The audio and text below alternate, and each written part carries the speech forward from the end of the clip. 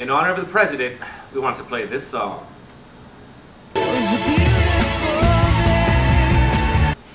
What the? Aw, YouTube! Man, this is the Social 7.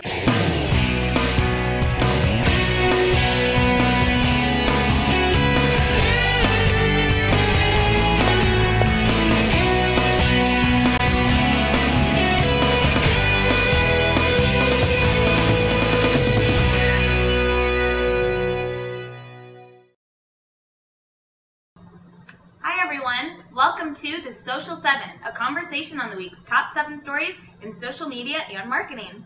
We have 2 milestones this week. First, this is our 7th episode, as well as, of course, the inauguration of the 44th President, Mr. Barack Obama. Of course. Yep, and that ties right into our number 7 story this week, which is all the places you could have been watching the inauguration online. All the major news sites, CNN, MSNBC, Fox News, all had it on their sites. Juiced and Hulu both had it available via the web, and Ustream even introduced an iPhone viewing application so that a select group were able to watch it live via their iPhones. Very cool. Our number 6 story focusing on citizen journalism. YouTube and MySpace made big news here. YouTube gave one individual $10,000 for a 5-minute documentary, whereas MySpace announced a partnership with the Wall Street Journal, both owned by Fox, of course, where they actually are paying someone to go to Davos in Switzerland, all expenses paid trip. And they're even going to have a blog that's actually syndicated through the Wall Street Journal. How do we win that trip? Yeah. So big news in blogging. Also a big news for the restaurant industry. This week, Chipotle launched an iPhone application where customers could go and order all of their ingredients, all of their toppings, and have their burrito ready for them to pick up. Burrito bowl, whatever you want to get. And the application was so big that it was only in the store for a couple hours before it crashed. It ate the system, and they had to pull it a couple hours later. So their goal, though, is to have the application back up and running in 2 weeks. So we'll see if that happens. And Burger King also had to have its application removed, although this was on Facebook. As we all know, the Whopper Sacrifice.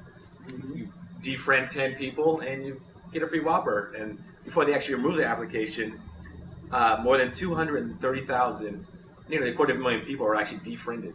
So, yeah. Personally, I was not got a lot of buzz for a Whopper. Yeah.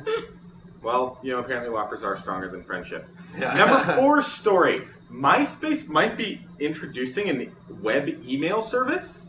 Wow. Now, they haven't confirmed it yet, but according to rumors, and somewhat substantiated ones, MySpace will be introducing an email client. So basically, you'll get whatever your username at myspace.com, fully functional email client, competing with really all of the other big webmail services out there. Yeah, and if and when this happens, it'll make MySpace the 3rd largest email platform, just behind Microsoft and Yahoo, with their 125 million people user base. So, cool. Should be interesting. Yeah. Our number 3 story: Yahoo finally getting a new CEO. Carol Bartz, who was recently as the CEO of Autodesk, came on board. So it's still too early to tell what this means for the actual Microsoft partnership and any other search deals, but definitely big news for the portal. Yeah, and it's interesting. The blogosphere originally did not have a good reaction to her because no one really knew who she was. Once they started digging around, learned what she had done at Autodesk and how she turned them around, people quickly became big fans of her incredibly dedicated style and just the drive she brings to it. So it'll be very interesting to see what she can do for Yahoo in the next couple of years. Definitely. Okay, so more government news for you this week.